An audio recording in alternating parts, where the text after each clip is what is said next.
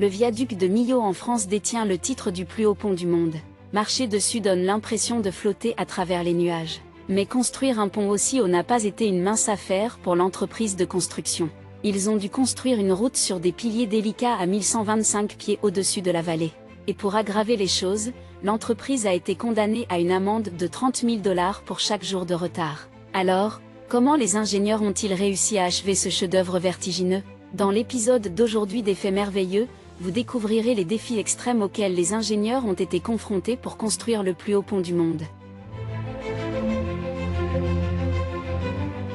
Le pont du viaduc de Millau. Le 16 octobre 2001, la construction de ce pont incroyable a commencé. Les ingénieurs et l'entreprise de construction étaient pleins d'enthousiasme au début. Et pourquoi pas? Ils allaient construire un pont de 1125 pieds de haut, soit 45 pieds de plus que la tour Eiffel. Construire une telle structure serait une immense source de fierté pour n'importe quelle entreprise ou pays. On s'attendait à ce que cela améliore le transport et donne un coup de pouce au tourisme local. Après 4 années de travail intense, le pont a finalement été ouvert au public le 16 décembre 2004. Aussi impressionnant qu'il soit de le traverser, les défis rencontrés par les ingénieurs lors de sa construction étaient encore plus stupéfiants. Le coût total de construction de ce pont s'élevait à 394 millions €. Et il n'a pas été construit dans un endroit calme et douillet, il traverse des montagnes et des forêts battues par les glissements de terrain et les vents violents. Pourtant, construire ce pont dans la ville française de Millau était absolument nécessaire pour réduire la circulation. Pendant la saison des vacances, le flux de touristes de l'Espagne vers la France augmente considérablement. Après tout, ces deux pays partagent une frontière commune. Et comme la plupart de ces touristes voyagent par la route, Millau se retrouve étouffé par la circulation. Cette ville se trouve en plein milieu d'une vallée, entourée de hautes montagnes. Le gouvernement français a décidé de construire une autoroute directe entre Paris et l'Espagne pour réduire le trafic touristique. Au début, le projet d'autoroute s'est déroulé sans encombre. Mais dès qu'il atteignit Millau, les choses commencèrent à se compliquer. C'est parce que cette ville est complètement entourée de montagnes escarpées. Cela a rendu la construction d'une route directe à travers elle beaucoup plus difficile que prévu. Pour traverser la ville et la jungle, il a fallu construire un pont. Et il devait être aussi haut que les montagnes de Millau elles-mêmes. Bien que le projet ait commencé dans les années 1980, aucune entreprise de construction n'était prête à entreprendre une construction à une telle altitude. La plupart des entreprises estimaient que construire un pont dans une zone sujette au glissement de terrain et au vent atteignant 150 km/h était bien trop risqué. En plus de cela, un pont aussi haut présentait un risque sérieux d'effondrement ou de désintégration. En conséquence, la construction a été suspendue pendant de nombreuses années. Mais lorsque la circulation en France a commencé à dépasser les limites, le gouvernement français a pris une décision audacieuse au début des années 2000, ils ont décidé de construire le pont. Cependant, l'entreprise de construction qui a remporté le contrat a été confrontée à 3 défis majeurs. Premièrement, il devait installer de hauts piliers de pont entre des montagnes rocheuses. Deuxièmement, il devait placer une autoroute à 4 voies pesant 36 000 tonnes au-dessus de ces piliers. Et troisièmement, il devait installer une arche en acier sur le pont pour en augmenter la solidité. Après 2 années de travail acharné, le design du pont a enfin été achevé. Selon le plan, 7 piliers devaient être construits dans le sol, le deuxième étant le plus haut de tous. Transformer ce dessin sur papier en une structure réelle était un véritable défi. La plus grande pression venait du délai, car l'équipe d'ingénieurs devait terminer le pont en seulement 4 ans.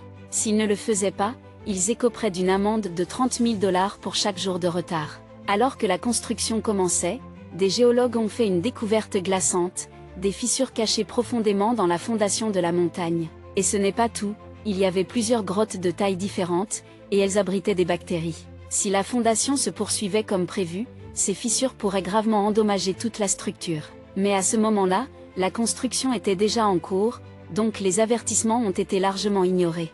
Mais juste après avoir terminé le premier pilier du pont, un énorme glissement de terrain a frappé le site. Toute la fondation du premier pilier a été enterrée sous des couches de pierre. Heureusement, les dégâts n'étaient pas trop graves, donc la construction des piliers a pu continuer. L'équipe a utilisé 2 millions de tonnes de béton pour construire les 7 piliers. Pour rendre cela possible, ils ont installé une usine directement sur le chantier pour produire du béton frais chaque jour. Et ce n'était pas le seul défi, la forme et le design des piliers sont devenus un vrai casse-tête. Comme les piliers étaient larges à la base mais très étroits en haut, ils se sont révélés très fins et difficiles à construire. La précision était essentielle, il fallait placer les piliers à l'endroit exact. C'est pourquoi la technologie GPS a été utilisée pour guider leur positionnement. En novembre 2003, l'entreprise avait réussi à ériger les 7 piliers à la hauteur prévue. Mais le temps pressait, et vite. Il devait encore installer l'autoroute à 4 voies au sommet. Le plus grand défi était de trouver comment soulever ces énormes sections de route à une telle hauteur. À l'époque, il n'existait aucune grue capable de soulever des sections de route de 5000 tonnes à plus de 1125 pieds de hauteur. Et pour empirer les choses, des vents violents rendaient leur placement presque impossible.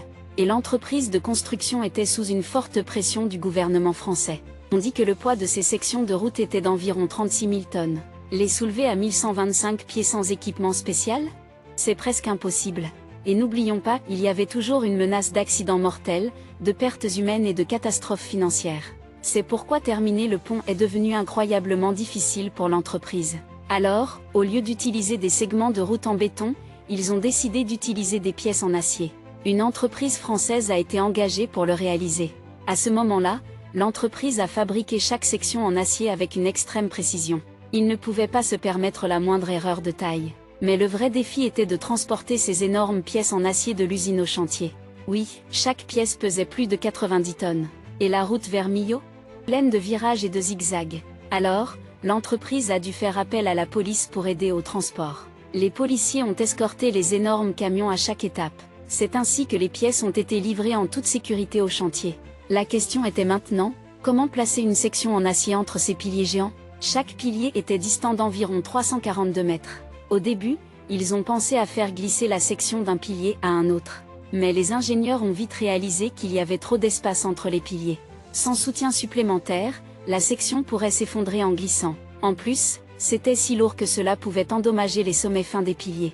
Souvenez-vous, les piliers étaient larges à la base mais très fins au sommet. Pour placer les sections de route au sommet des piliers, les ingénieurs ont inventé une toute nouvelle méthode.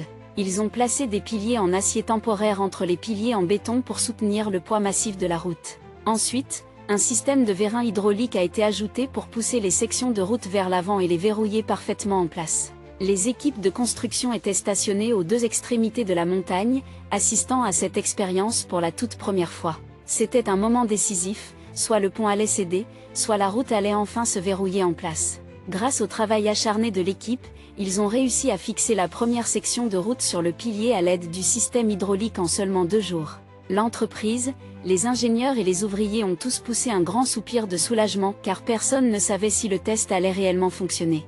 Pendant cette phase, l'équipe a également surveillé de près la météo. Après tout, des vents forts entre les hautes montagnes pouvaient tout ruiner en quelques secondes. L'équipe a donc choisi 3 jours dans la semaine où le ciel était clair et les prévisions de vent semblaient sûres. L'entreprise a utilisé ces 3 jours de météo parfaite pour placer les sections de route au sommet des piliers. Les autres jours, ils repositionnaient le système hydraulique pour l'aligner avec le prochain ensemble de piliers.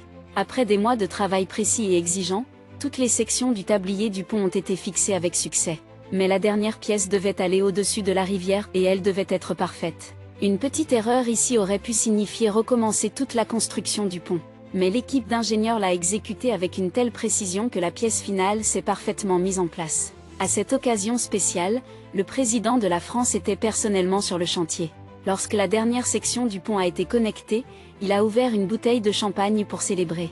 Toute la célébration a été diffusée en direct sur les chaînes d'information françaises. Et tout simplement, après 4 ans d'efforts intenses, le plus haut pont du monde fut achevé. Mais même après l'assemblage de la route, il a fallu 6 mois de plus à l'équipe pour installer les câbles en acier, construire la surface en béton et terminer les petites tâches. Enfin, le 16 décembre 2004, le pont a été officiellement ouvert au public. Grâce à ce prodige d'ingénierie, voyager entre la France et l'Espagne est devenu plus rapide et plus pratique que jamais. Nous espérons que vous avez apprécié la vidéo d'aujourd'hui. Faites-nous savoir dans les commentaires ce que vous en avez pensé. Si vous avez aimé, n'oubliez pas d'appuyer sur le bouton j'aime. Partagez-le aussi avec vos amis.